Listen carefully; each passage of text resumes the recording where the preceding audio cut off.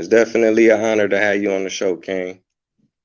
I appreciate you for even having me, brother. Oh Don't yeah, oh mind me. yeah. I'm in my little shop of horrors. I'm down in my basement. I'm in here fixing stuff. You know how I do if you're on my IG. Oh yeah. No, no. And That's wires what's up. again.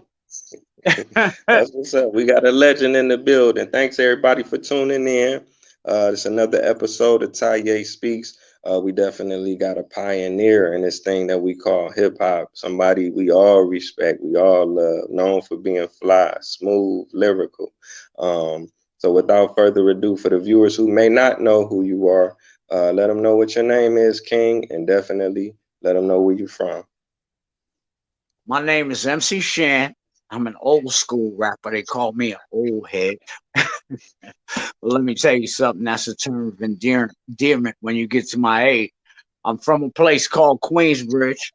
I'm actually put Queensbridge on the map. The first song about a particular hood that ever was made in history. Every time, they'd have songs about boroughs, the Bronx, Brooklyn, Queens, but I was the first one to say, forget all that. We in Queens, but I'm talking about Queensbridge. That's a beautiful thing, but it's not my thing. And y'all can check it out on Google because y'all got internet now. Oh yeah, most definitely. You definitely changed the way that people make music all around the world. Cause like you say, when you dropped that song, everybody was like, "I want to rep my hood now." You know what I'm saying? But that song has stood the test of time. That's a timeless record that even if you play it today, people get up and they get out their seat and they feel good when they listen to that record. And you was also telling a story though at the same time. You naming cats in the hood like that come from Shan. You know what I'm saying? People I don't remember because I'm kind of younger, but a lot of rappers wasn't doing that. You know what I'm saying? Right. Yeah. It was basically when I was coming up, it was if you was gonna make a song about something, you was gonna write it about the DJ, like Marley Scratch, for instance. It was if the DJ let an MC get on the mic, the DJ was always the most important thing. If the DJ didn't like your rhymes, he wouldn't let you rock his party. None of that. So at one point, if you was gonna make a record, it would be about a DJ.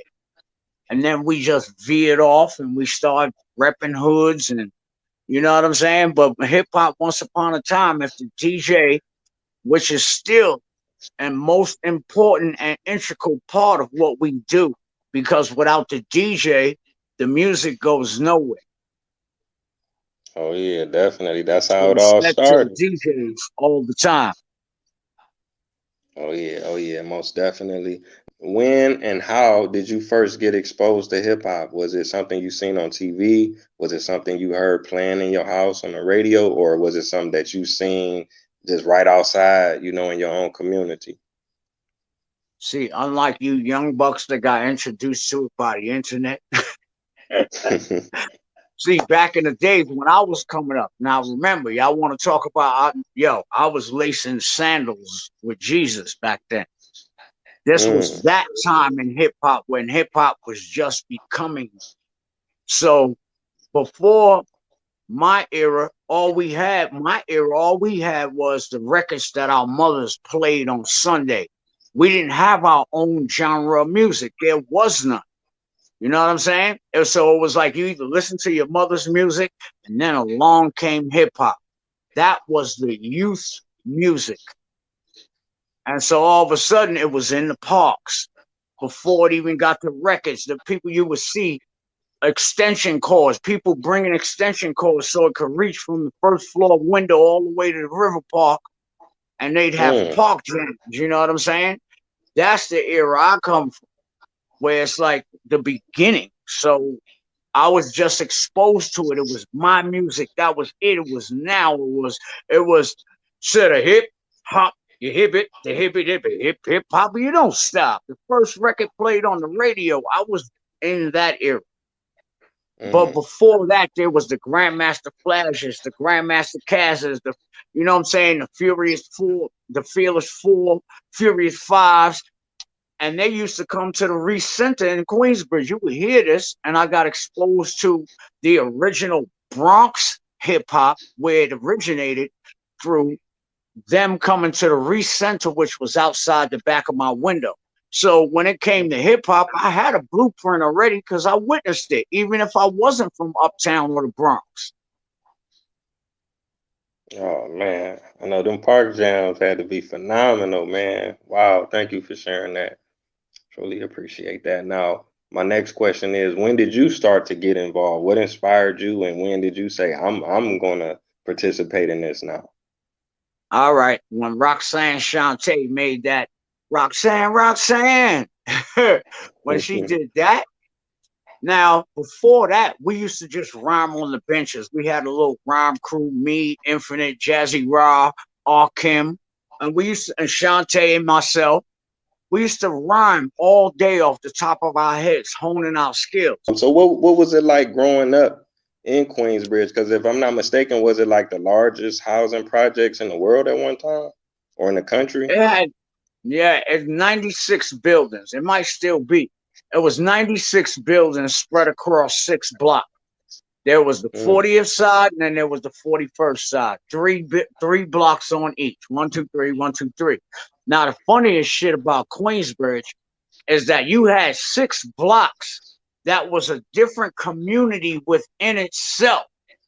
People on this 12th Street didn't act like people on this 12th Street. This Vernon over here was full of shooters and all of that. This Vernon over here, Chongo and them had all the good, crazy, ill weed and ice in them crazy ass. And 10th Street had the block with basketball and most of the drugs sold right there. You know what I'm saying? The other side, they had the the other side of 10th Street with the child care spot. It was just Wow. a different world in Queensbridge, depending on what block you was on. And if you didn't have juice on that block, you couldn't go on that block. And that's the real wild shit. Right, right. I'm glad you broke it down like that because from the outside looking in, a lot of fans is like Queensbridge is all together, so all the rappers should get along, they should move together. But like you say, when you live there and you grow up, it's kind of different. And a lot of cities, I It guess, it's was, like, you know. listen, a city within a city. The Queensbridge that I remember, the one that I see now, is looks like a daggone a Gestapo ghetto in East Germany back in 1942 with big spotlights, and it's like daytime all day. That got to do something mentally, psychologically to you. That is daytime all the time. Definitely, definitely. See, I wanted to ask you about the Juice Crew. We didn't get a chance to talk about that. So was the Juice Crew something that you formed or was it something that you joined? And what was the time frame for the Juice Crew? Was that kind of, before or during when you connected with Marley? Well, the Juice Crew was something that was formed well before, and it was members like Curtis Blow and a lot of those Bronx cats, Melly Mel and them. They was part of the Juice Crew because they was down with Sal Abatello and the Fever, and they had a thing that called the Juice Crew. Now, amongst them was the godfather of hip hop. If not for him, none of us would have a job. Super Rockin' Mr. Magic. Now, Mm, Magic being a part of that Juice Crew got his own power to say, yeah, I'm gonna make my own Juice Crew. And out of that wow. Juice Crew came me, Shante, Kane, Coogee Rap, Crazy, Big Daddy Kane, Bismarcky, TJ Swan, Master Ace, Granddaddy IU. And see, a lot of people came through the Juice Crew, but not everybody was Juice Crew. A lot of things were cold chilling and whatnot, So, but it's like the Juice Crew was something that Mr. Magic formed. And if Magic didn't say you was down, not only Man, Magic, but the rest of the crew had to vote you in. And then when you got voted in, you either had to. Kane was the only one that slipped through this one because he was nice as hell. Although I called him the new N word, right? He slipped through this. But when you was new to the Juice Crew, okay, here go your prints. You had to carry the bags, the airport spindle right. when your bags land in the airport. We get off the plane, we walk right to the car because, yo, you got to get everybody bags. Wow. I mean, you got to get your Mr. chops C up, had to though. go through it. Look, Kane didn't have to go through it, but Mr. C had to go through it. A couple of others had to go through it. There's some that didn't get initiated. And if you didn't get initiated, that means Magic didn't say you was there. Wow, wow. But Man, that's Kane, like like a I said, he slipped through. He slipped through because he had some different Kane style. You know what I'm saying? If you came to the Juice Crew, you had to be different. You had to be something spectacular. All right. oh So yeah. Kane made his way by writing songs for Juice Crew artists and stuff like that. You had to go through a trial in order to do it. And Kane was writing some ill records for folks. You know what I'm saying? Mm-hmm. So he didn't actually, only thing he did was traded writing music for carrying bags from the turnstile. Mm-hmm. I'd have Wow, opted for that any day. oh yeah, big shout out to Kane. Yeah, yeah, he definitely influenced the game. He changed the way that people rap. You know what I'm saying? Going into that next generation, most definitely. Oh man, Smooth that's hard. operator. Do do do do do do do do do do do. He could be smooth and then he could get raw for you, just like a warrior, rather like a samurai. And I'll be damned if I ever let a Fisher Price MC hang. Some of them rhymes he said, I think he might have been talking about me on the low low. Oh wow. That's Juice Crew stuff, though. That's not nothing that be throwing out there like trying to start beat. That's some Juice Crew stuff. Right. No, no, I We agree. all had we all had unsaid, unseen competition. When you in a Oh crew yeah. like the Juice Crew, it's always a thing that you getting on a record with Kane and G Rap, you gonna have to black out. You know what I'm saying? You Mm. got to come with something. So it Oh was yeah. always a competition friendly air about whatever we did. But Yeah, nobody I else got it. could touch us. We used to do this, right? We go on shows and people be wanting to, I'm the headliner. I want to go last. Okay. Now you just better be able to follow what the Juice Crew just did before you thought you was going headline. We used to tear it up that, we didn't care. All right, we'll get on first. And if the Juice Crew went on first, man, please. Man. Anybody want to dispute that? Y'all already know that the internet is out here. I'm saying it out my mouth. These are facts that you can check.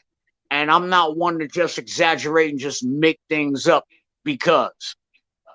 Oh no, man, no doubt. The Juice Crew is number one. Ain't too many crews you can even think of that could even come halfway close, man. Wow. Coogee Rap, Now, Kane, look, if Shan, you think Marley. about it, the Juice Crew set the trend. See, Def Jam was just a collective band of artists. Run, this one, Houdini and them, that was just a collective band of artists over there. Mm-hmm. The Juice Crew set the mold for Wu-Tang.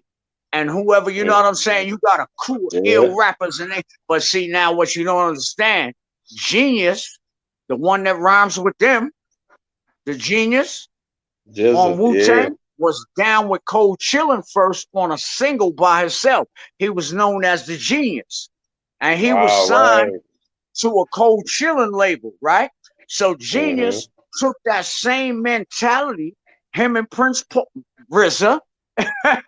Back then, that's what I knew him as. But they Mm-hmm. took that same motto and look what they Yeah, formed. man. Woo, Man. Tang, Played a Woo, part in Tang. that, man. Definitely played a part in that, man. Now I was And gonna that's ask you history about that some uh, people ain't know. oh yeah, I'm glad you're sharing it, most definitely. Definitely. Okay, now you was talking about Marley Scratch. Now, after you made that record, I think I was watching an interview and you said L was that the record that you felt like LL kind of took a little Ain't bit of a no sample felt from? like LL kind of Uh, nothing. We ain't gonna even what you call that? Allegedly. No, he did it. L is my he got partner. See, right. but it wasn't actually LL.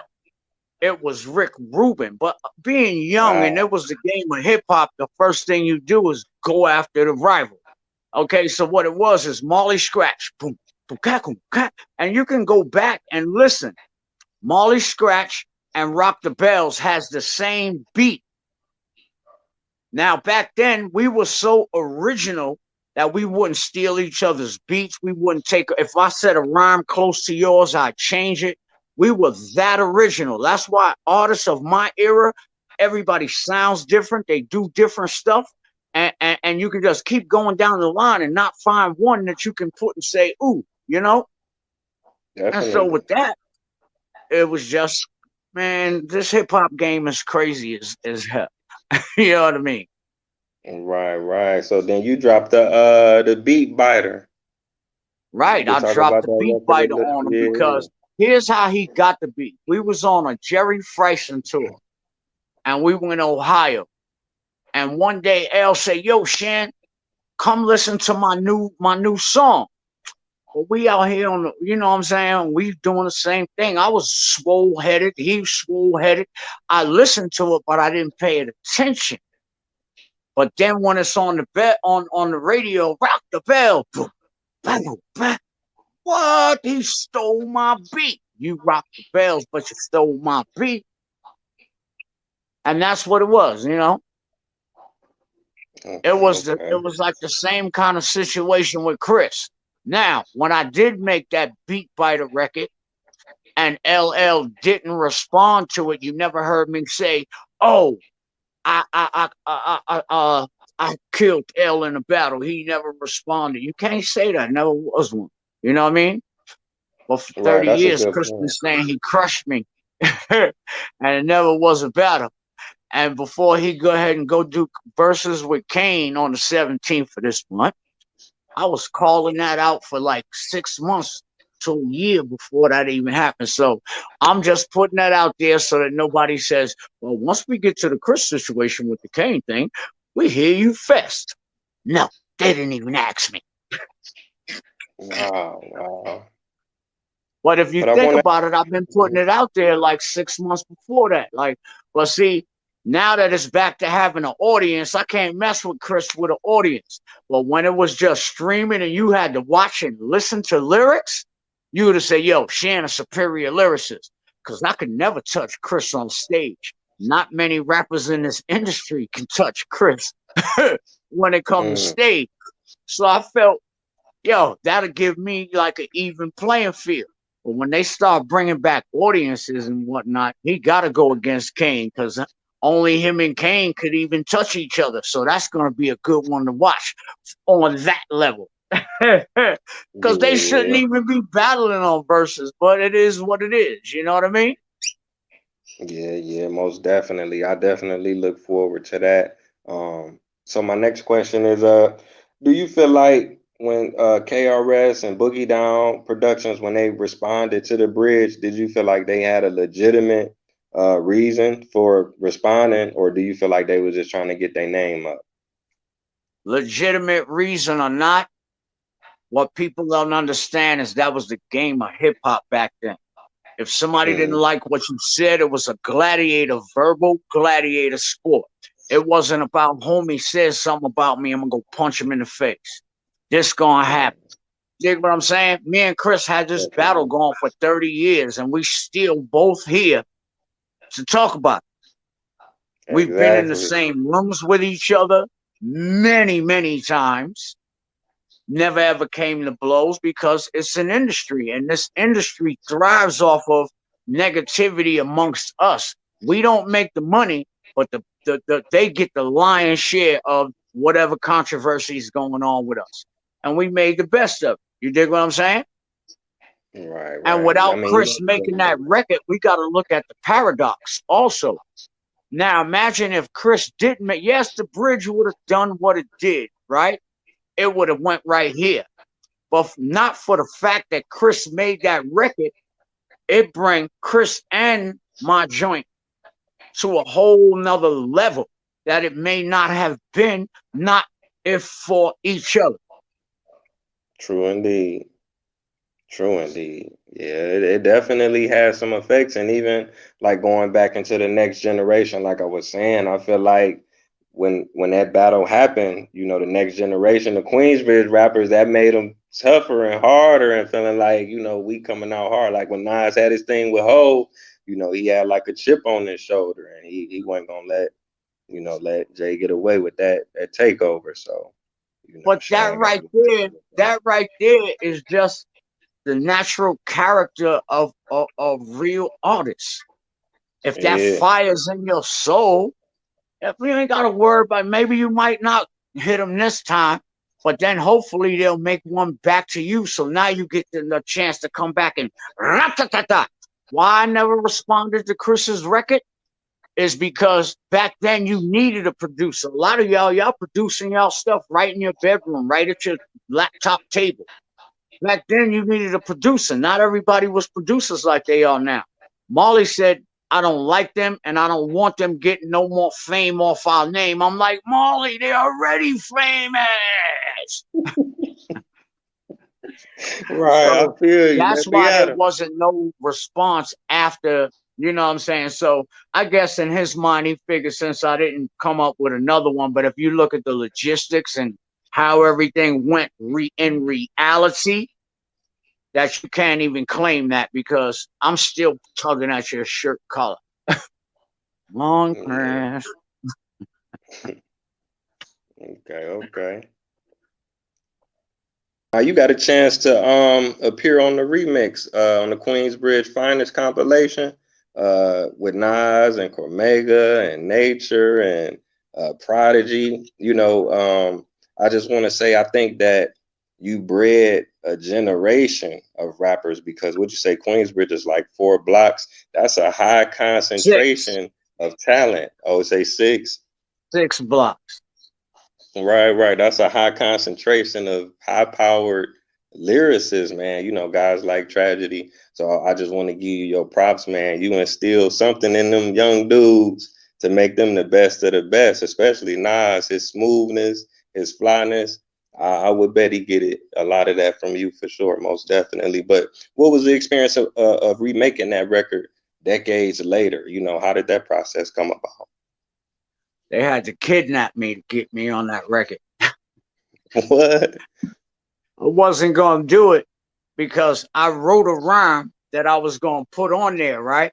And when I told it to one of them on the phone, they like, nah, we want you to do that. You love to hear the story again and again. I'm like, man, I'm well past that right now. I ain't trying to do that. And so I told them I'm not coming. I ain't. And so what they did was they sent Rob LeBour, bodyguard. You know, they sent somebody to share respect. Bodyguard Right. said, yo, you got your phone, you got everything you need in your pockets? And I said, yeah. Bodyguard snatched me up, put me in the van and scooped me to the studio.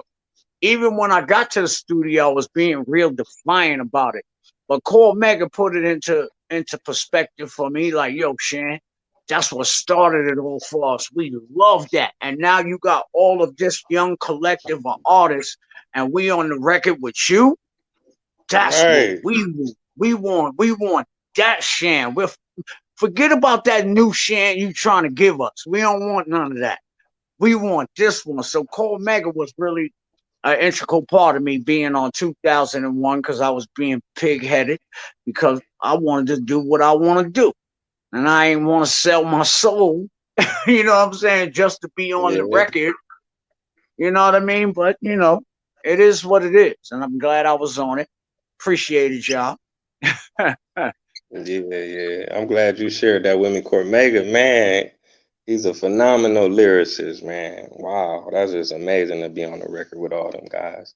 So I Look, can ask you, when I told you go Call ahead. Mega, right? It's like Hmm. Call Mega. I think Call Mega could. I think he should be the narrator or the curator of my story. Because Cole Mega be Yeah. sitting back telling me things about me that have me like, wow, I did that.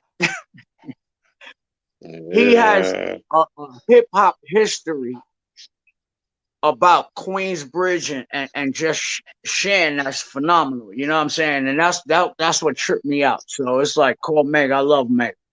I love the rest of everybody else too. But if I want anybody to tell the story, Mega got to do it. Right, right. Mega the realness. Shout out to Cormega, man. Amazing dude for sure. But a lot of them dudes, they great thinkers, man, and they fly, man. I know they got that from you for sure.